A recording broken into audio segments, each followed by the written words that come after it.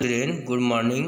Welcome to online classes GPS. तो बच्चों आज जो है अपन व्यवसायिक अध्ययन के अंतर्गत जो है आपका चौथे भाग में क्रियात्मक संगठन की विशेषताएं पढ़ेंगे, है ना। करेक्टरिस्टिक ऑफ द फंड, है ना, फंक्शनल ऑर्गेनाइजेशन। तो इसके अंतर्गत ध्यान देंगे बच्चों, यहाँ पर क्रियात्मक या क्रियाशील संगठन की प्रमुख विशेषता निम्नलिखित है। इसमें तो क्रिया मतलब जो करते हैं उसमें किस प्रकार जो है संगठन के रूप में किया जाता है। पहला देखेंगे बच्चों यहाँ पर क्रियाशील संगठन के इस प्रारूप में कार्य को छोटी छोटी इकाइयों में विभाजित किया जाता है, मतलब छोटे छोटे भागों में इसको बांट दिया। दूसरा है प्रत्येक छोटी इकाई के लिए एक विशेषज्ञ की नियुक्ति की जाती है, मतलब सभी के कार्य को करने के लिए अलग से एक जो है नियुक्ति की जाती है विशेषज्ञों की।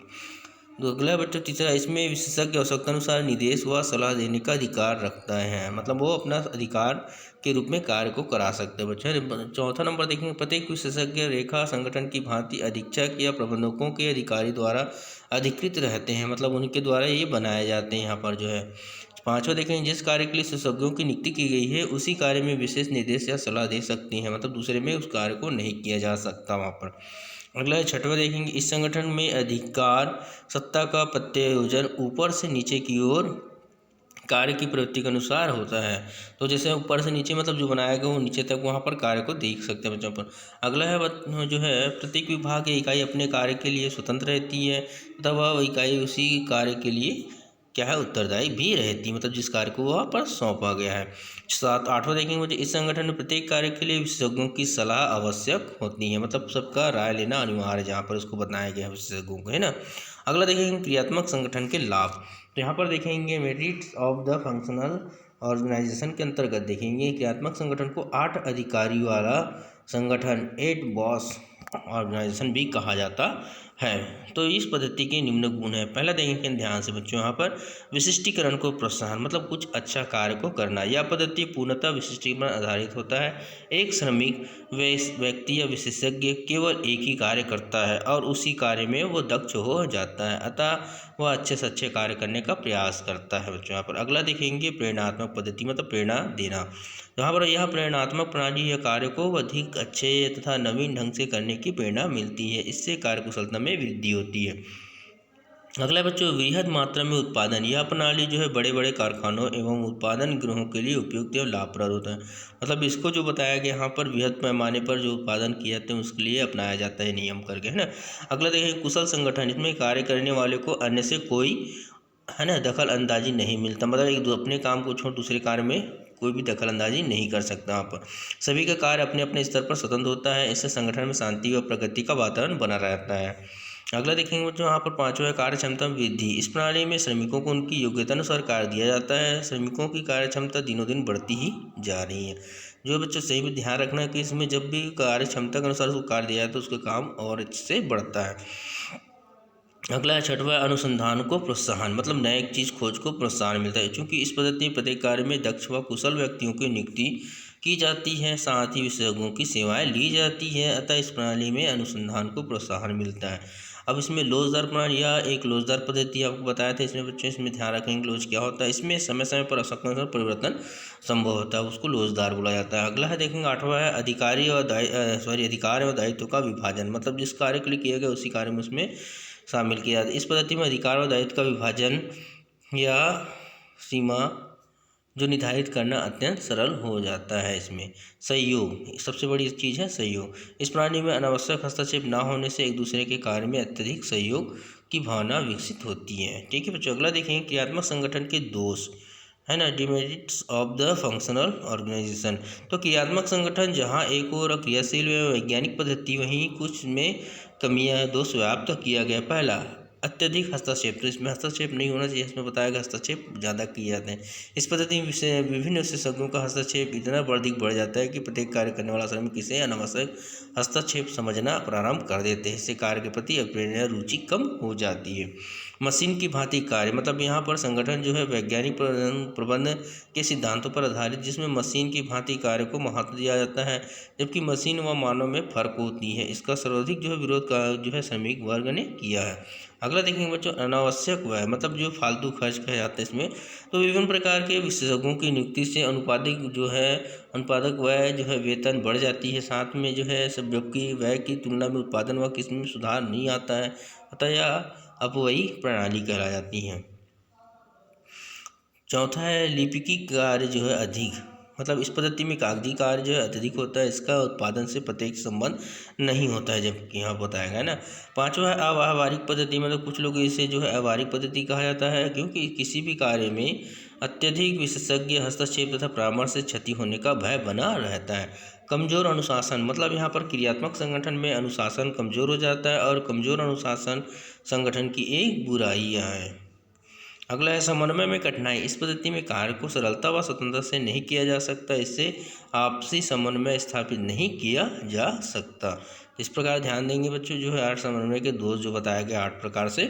अब अगला देखेंगे क्रियात्मक संगठन में परिवर्तन की आवश्यकता, need of charging in functional organisation. जब कोई कार्य संगठन छोटा हो या तथा उनकी संचालन व्यक्तिगत स्तर पर होता हो तब भी क्रियाशील जो है संगठन द्वारा लाभ अधिक प्राप्त होती है, किंतु जैसे जैसे इस उपक्रम के आकार का विस्तार होता जाता है इनमें क्रमशः दोषों का विस्तार जो तेजी से होने लगता है। तो अगला ये बताइए, इसमें बताया गया कि विशिष्टीकरण व सत्ता के केंद्रीकरण से क्रमशः लाभ के स्थान पर हानि होने लगती है, कुछ अवस्थाएं फैलाने लगती हैं, अवस्थाएं मतलब कुछ फालतू चीज़ फैलाने लगती हैं ना, जो इनका सबका प्रभाव यह पड़ता है कि संवहन के मार्ग में रुकावटें आने लगती हैं, जिससे विकास की गति में स्थिरता आने लगती है। इस प्रकार अत्यधिक केंद्रीकरण, निर्णय में देरी, नियंत्रण में कठिनाई, समन्वय में असुविधाएं आदि परेशानियों से बचने के लिए क्रियाशील संगठन को छोड़कर संभागी संगठन को अपनाने पर बल देना चाहिए, जो सभाग्रत। अब देखेंगे बच्चों यहाँ पर ध्यान देंगे आप लोग कि इसमें दिए है संभागी संगठन जो है डिविजनल है ना, जो बांटा रहता है अलग अलग संभाग के अंतर्गत बताया गया इसमें। तो डिविजनल ऑर्गेनाइजेशन के अंतर्गत देखेंगे अर्थ में, जब किसी विशाल संगठन को छोटे छोटे प्रशासनिक इकाइयों में बांटकर उसका क्या संचालन किया जाता है तब उसे संभागी संगठन कहते हैं, है ना बच्चों। तो इस प्रकार देखेंगे विशाल संगठन का उचित जो है संचालन किसी एक व्यक्ति द्वारा उचित ढंग से ना करने के कारण एवं विशाल जो है संगठन में अनेक दोषों आ जाने के कारण संगठन को संभागी संगठन के रूप में बांटकर जो है क्रियाशील संगठन के सभी इस लाभों को प्राप्त किया जा सकता है। मतलब जो दोष विकार जो उत्पन्न हो जाता है उसको कैसे कम करने के लिए उसको अलग अलग छोटे छोटे विभागों में बांट दिया जाता है। इसमें जो होता है संपूर्ण प्रबंध व्यवस्था को छोटी छोटी इकाई में विभाजित कर उनके स्तर के अधिकार वहाँ के प्रबंध व फोरमैन को सौंप दिए जाते हैं। संभागी स्तर के लाभ हानि के लिए वे क्या स्वयं ही जिम्मेदारी होते हैं। अगला देखेंगे सत्ता का विकेंद्रीकरण के लाभों को ध्यान में कर भी अधिकांश संगठन द्वारा संभागी संगठनों को अपनाया गया है, मतलब इसको ध्यान में रखकर है ना। तो अमेरिकन मैनेजमेंट जो एसोसिएशन के एक सर्वेक्षण से यह निष्कर्ष निकाला गया कि बड़ी बड़ी कंपनी द्वारा संभागी संगठन को स्वीकार किया गया है, मतलब सबसे बड़े बड़े कंपनी जो है संभागी मतलब अलग अलग विभाग में इसको बांट दिया जाता है। इससे इसको मुख्य जो है अधिशासी का कार्यभार कम हो जाता है और मुख्य अधिशासी को महत्वपूर्ण निर्णय व कार्य के लिए पर्याप्त समय मिल जाता है, जिससे विकास की गति और अधिक बढ़ जाती है। यहाँ पर बताया गया उसमें अगला ही देखेंगे वहीं पर जो बताया समानता जो संभागीकरण का होता है, संभागीकरण का प्रारंभिक जो है क्रियाशील संगठन के आधार पर ही किया जाता है। इसमें प्रत्येक संभाग के क्रियाकलापों पर पूरा ध्यान रखा जाता है तथा यहाँ कोशिश की जाती है कि प्रत्येक संभागीय स्तर से संस्था को लाभ हो, है ना, अलग अलग संभाग बनाने से। तो संभागीकरण के आधार पर बेसिक ऑर्गेनाइजेशन संभागी संगठन का संरचना मुख्य 3 स्वरूपों में हो सकती है। पहला उत्पादन पर आधारित संभागीकरण, मतलब उत्पादन हो रहा अलग अलग करके इसमें। दूसरा बताया भौगोलिक स्थिति पर आधारित संभागीकरण, मतलब भौगोलिक जो अपन वातावरण के आधार पर है ना। और चौथा जो तीसरा जो अन्य आधार जो उपक्रम के रूप में आधारित होता है। तो अगला देखेंगे बच्चों यहाँ पर उत्पादन पर आधारित संभागीकरण प्रोडक्ट डिविजनलाइजेशन के अंतर्गत देखेंगे आशय संगठन संरचना में जब अलग अलग उत्पादकों है ना प्रोडक्ट के लिए अलग अलग स्वशासीय संसाधनों की स्थापना की जाती है, तो इससे उत्पादन संभागीकरण या उत्पादन पर आधारित संभागीकरण कहते हैं। इन संभागीकरण संगठनों में विक्रय, वित्त, विज्ञापन आदि से ध्यान हटाकर संपूर्ण ध्यान उत्पादन पर केंद्रित कर दिया जाता है। इसे चित्र द्वारा आसानी से समझा जा सकता है। इसमें पंखा विभाग, मीटर विभाग को चित्रित किया गया। बच्चों ध्यान देंगे यहाँ पर कैसे होता है। इसमें जो है संचालक मंडल मेन होता है, प्रबंधक संचालन होता है। उसके बाद वहाँ पर जो बताया गया है वित्त जो है बताया गया, कार्मिक बताया गया, इसको जो है उसके निर्माण और विपणन, इसके अंतर्गत जो है पंखा विभाग मीटर के अंतर्गत देखेंगे। इसमें भी लेखांकन और कार्मिक निर्माण विपणन इसको लगाया जाता है। फिर मीटर विभाग अलग अलग दो भागों में बढ़ गया ये, तो वित्तीय विपणन और कार्मिक निर्माण में ध्यान दिया जाता है। समझ आया सबको बच्चे। यहाँ पर अगला देखेंगे, यहाँ पर जो बताया गया है उत्पादन संभाग के लाभ, एडवांटेज। तो उत्पादन पर आधारित संभागीकरण के लाभ इस प्रकार है। पहला यह है प्रबंधक का संपूर्ण ध्यान उत्पादन पर केंद्रित हो जाती है, जिससे उत्पादन की गुणवत्ता, लागत व उसके विपणन पर पूरा ध्यान दिया जाना संभव हो जा पाता है। दूसरा देखेंगे संभाग स्तर पर त्रुटि होने या हानि होने पर संभागीय प्रमुख को उत्तरदायी ठहराया जाए, क्योंकि उनके अधिकार पर सौंप दिया जाता है।